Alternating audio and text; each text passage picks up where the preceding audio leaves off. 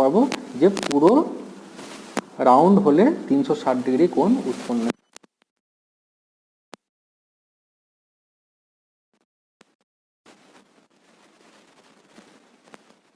কোনো পরিমাপই নেই, অর্থাৎ তাদের মধ্যে কোনো গ্যাপই নেই, তারা একই দিক বরাবর চলছে।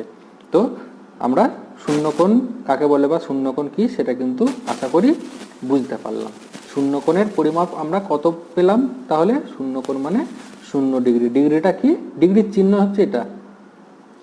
যে কোনো সংখ্যা বা যে কোনো টার্মের ডিগ্রি কিভাবে লেখা হয়? যে কোনো জিনিস লেখার ঠিক কোণাকোণে ছোট্ট ও বোঝায়, ডিগ্রি এভাবে লেখা হয়, ঠিক কোণাকোণির জায়গায়। 0 ডিগ্রি মানে শূন্যর মাথায় ছোট্ট একটা শূন্য।